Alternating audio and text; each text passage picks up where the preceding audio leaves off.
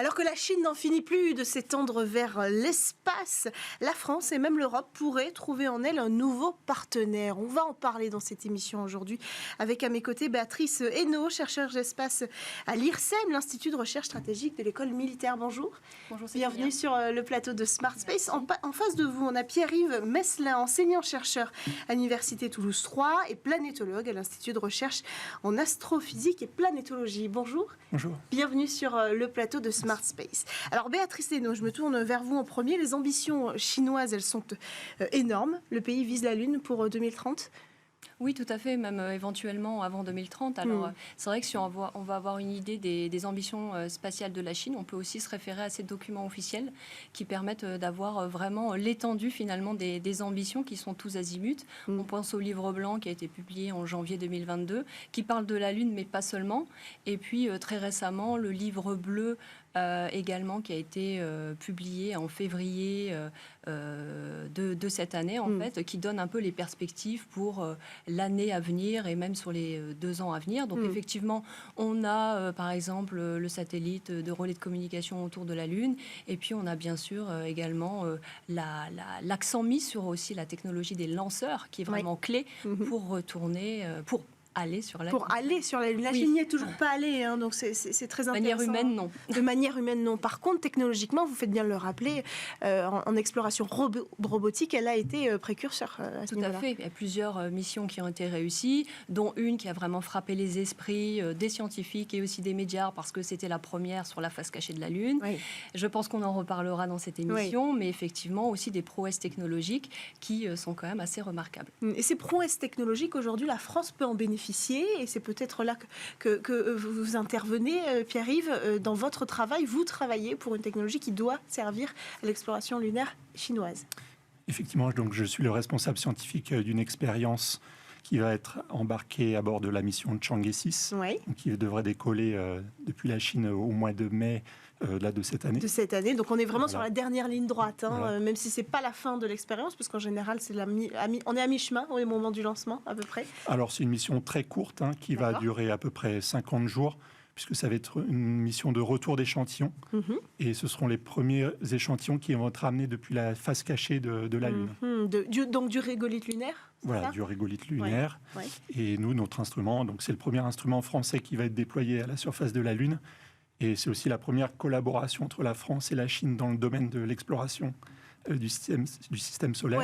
Mais voilà, notre instrument, donc, qui lui va rester sur la Lune, c'est un instrument purement scientifique. Donc de ramassage du régolithe, c'est ça? Non, notre instrument va étudier l'origine et la dynamique de l'exosphère. Une exosphère, c'est ce qu'on appelle une atmosphère extrêmement ténue.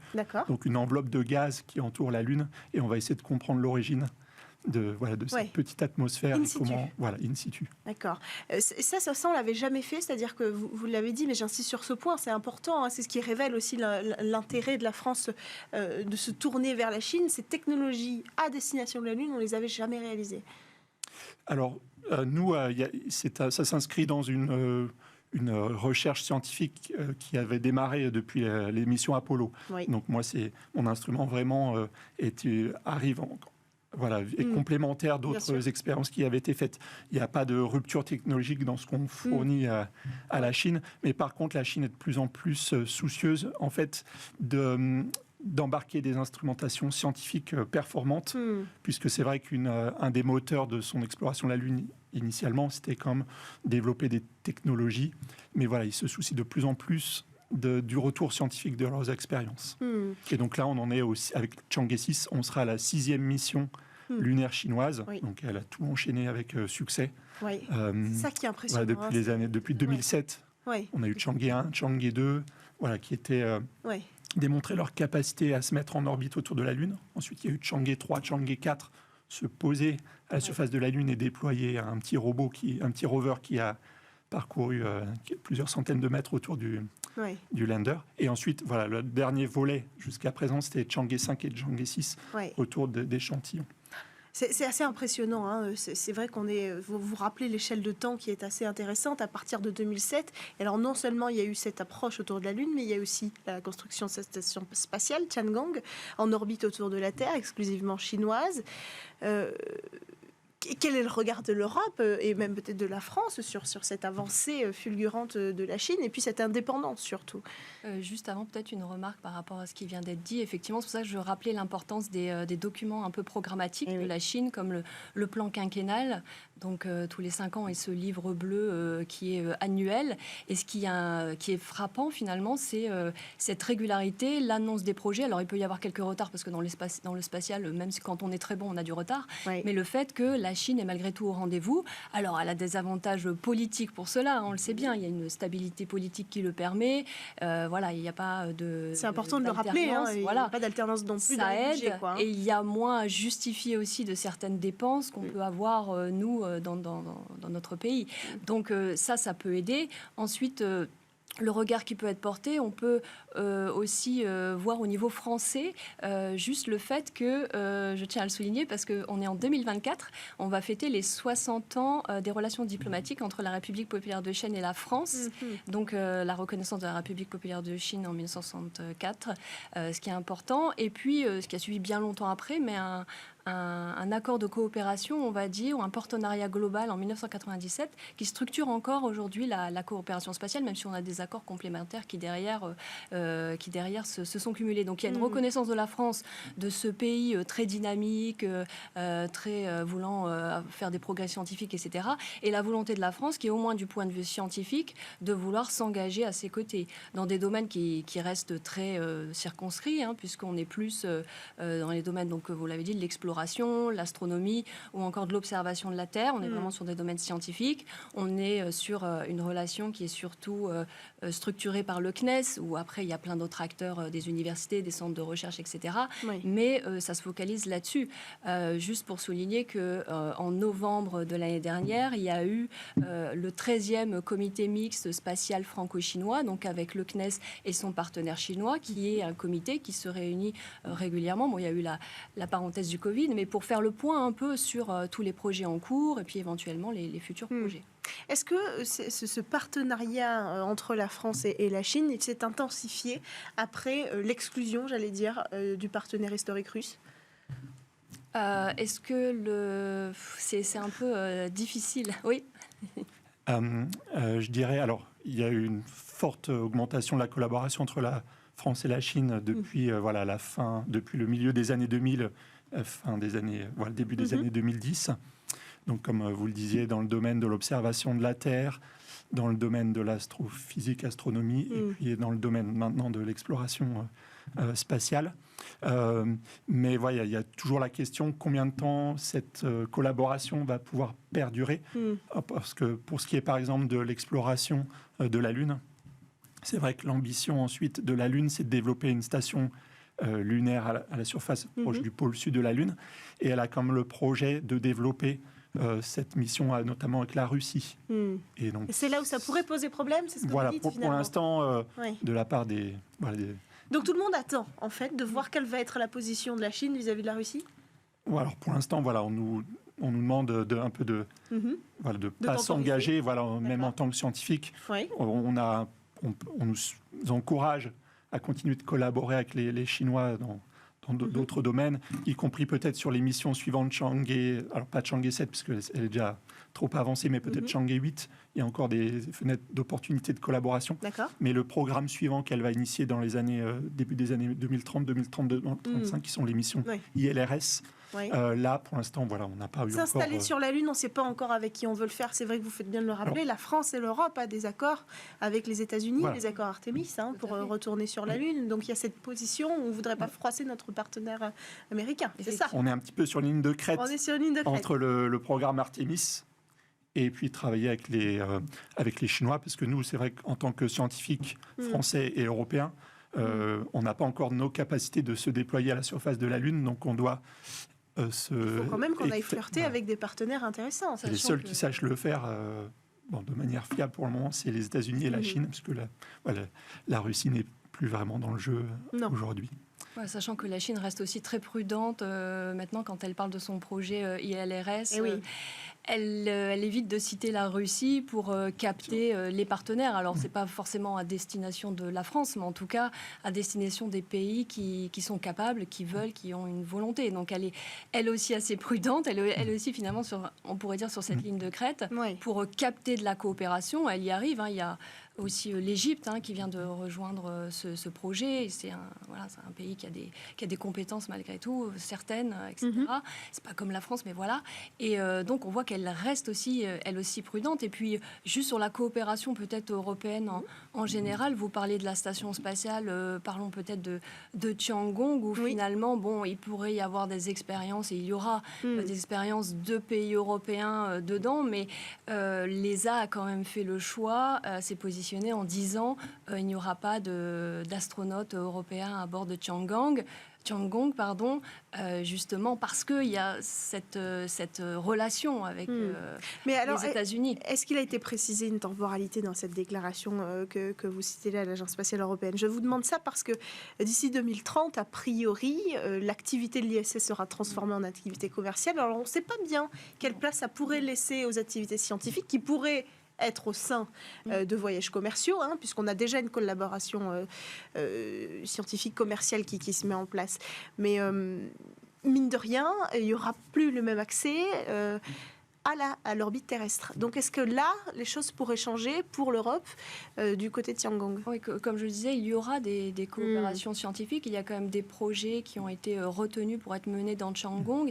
Et puis tout ça se fait quand même en lien, c'est structuré aussi avec le Bureau des affaires spatiales des Nations Unies. Donc il y a eu la sélection de projets. Et dans cette sélection de projets, je crois même qu'il y en a un qui est français, si je ne me trompe pas. Alors que c'est un projet, je crois, norvégien, mais qui a en collaboration avec... En fait, chaque projet, où il y a de multiples acteurs, pas qu'un seul, et parfois un centre bien précis, un norvégien, français, italien, etc. Donc on retrouve des partenaires européens. Donc je pense que ce ne sera pas exclusif des expériences qui pourront se faire dans une station privée. Voilà. Et effectivement, avant même Tiangong, ils avaient développé des prototypes Tiangong 1 et 2. Et il y a une expérience française, Cardio Space 2, qui avait été développée par le CNES avec des CHU français pour étudier vraiment le système cardiovasculaire en microgravité. Donc, dans les sciences du vivant, dans le milieu spatial, il y a aussi déjà une histoire d'une collaboration entre la France. Oui, il y a une historique. Et la Chine. Voilà, mais on se garde les portes ouvertes, mais ce qu'on comprend, c'est qu'il y a cette symbolique d'envoyer un être humain. En tout cas, on comprend que diplomatiquement, c'est pas la même chose d'aller mener des expériences que d'envoyer un astronaute à nous mener des expériences. Non, c'est sûr, mais en tout cas, à l'heure actuelle, ça a été réfuté. Voilà, réfuté. Pour l'instant, c'est pas à l'ordre du jour. Et c'est une déclaration relativement récente. Donc, c'est là qu'on voit qu'il y a peut-être, alors à vous de me le dire, une différence de positionnement entre l'Agence spatiale européenne et les nations, comme la France. Et comment on pourrait mesurer cette différence-là? Est-ce qu'il y a plus d'indépendance en tant que pays qu'en tant que fédération de l'Agence spatiale européenne? Vous le sentez comme ça, peut-être, dans cette liberté que vous avez de continuer à travailler avec la Chine, mais sans vous positionner? Alors, c'est vrai que nous, on essaye de jouer sur plusieurs tableaux. Donc, on essaye de passer des fois par l'ESA. Mais je dirais, alors je ne veux pas critiquer l'ESA, mais en tout cas, dans notre domaine, c'est pas facile. C'est une structure qui ne paraît pas toujours très souple. Ce qui fait que le CNES, par des accords bilatéraux, finalement, se donne encore un petit peu de marge de manœuvre indépendamment de l'ESA. Oui, mais ce qui pourra jouer en la faveur de l'ESA, finalement, je pense qu'il y a peut-être cet accord de principe de laisser les pays jouer ce jeu des accords bilatéraux, mais ça, c'est les fondements d'une collaboration peut-être plus pérenne au sein de l'Europe. Oui, tout à fait. Là, on voit bien que les pays européens peuvent s'engager sur des coopérations, à l'inverse de l'ESA, qui n'est pas une organisation politique, intergouvernementale, mais où c'est un peu plus délicat. Elle est quand même impliquée aussi dans Artemis et même avant les autres collaborations avec les États-Unis. Mais l'avantage, je dirais, du CNES ou de la puissance spatiale française, c'est aussi de ne pas dépendre de composants américains, puisqu'on voit bien que certains autres partenaires sont tombés sous le coup des réglementations ITAR, notamment américaines. On pense au rover Rachid II des Émirats arabes unis, qui n'a pas qui ne pourra pas partir avec la mission chinoise. Donc nous, finalement, on a l'avantage d'avoir un peu des composants qu'on dirait ITAR-free, qui permettent cette indépendance et cette souveraineté. Donc c'est aussi un très point important, supplémentaire. Ouais. Et ça, c'est important, c'est un peu le Graal scientifiquement, de s'assurer que notre développement scientifique pourra être redistribué où on le désire, garder le contrôle. Effectivement, pour rebondir sur ce que vous venez de dire, nous, sur l'instrument d'Orne qu'on envoie à la Chine, vu qu'on est aussi donc, soumis à ces règles ITAR américaines, on a dû utiliser que des composants. Alors, on a des composants américains, mais qui ne sont pas considérés, ne tombent pas dans les règles ITAR. Mais par exemple, on envoie à bord un FPGA français. Donc, alors, un FPGA, un FPGA, en gros, c'est le petit ordinateur de bord très bien. qui fait un composant un petit peu critique. C'est un peu l'intelligence embarquée. C'est ça. Voilà, c'est au niveau des composants. Mais donc, ce qui fait qu'on développe aussi un peu l'écosystème technologique français du spatial. C'est ça, et les composants. Avant qu'on conclue cette émission, donc départ de votre technologie en mai, c'est ça ? Le 3 mai, normalement, depuis le site de Wenchang, dans l'île d'Hainan, c'est une île tropicale chinoise. Voilà, pour une mission de à peu près 1 mois et demi. Et nous, on sera sur place, puisque je pense qu'on va être la première équipe étrangère à pouvoir participer aux opérations de leur mission. Voilà, ils commencent à s'ouvrir, ils sont intéressés. On doit un peu ouvrir les portes, mais ils sont aussi intéressés. Et donc, voilà, on devrait être les premiers étrangers. Donc, vous allez faire le voyage, vous, personnellement, Voilà, on sera une équipe à Pékin, dans un des centres d'opération, pour communiquer avec notre instrument.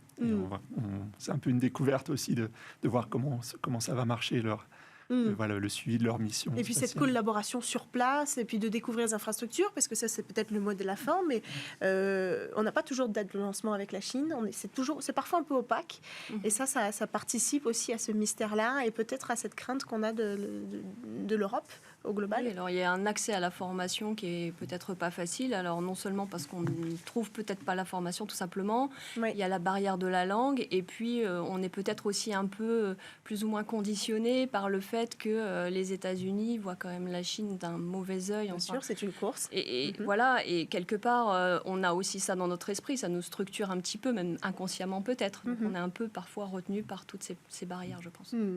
Merci Béatrice Seynaud. Je rappelle que vous êtes chercheuse d'espace à l'IRSEM, l'Institut de recherche stratégique de l'école militaire. Merci d'avoir pris le temps de venir échanger sur ce plateau. Merci à vous Pierre-Yves Meslin. Je rappelle que vous êtes enseignant-chercheur à l'Université Toulouse 3 et planétologue à l'Institut de recherche et d'astrophysique et planétologie. Merci à tous de nous avoir suivis. À la production, Lily Zalkin. On se retrouve dès la semaine prochaine sur Bismart.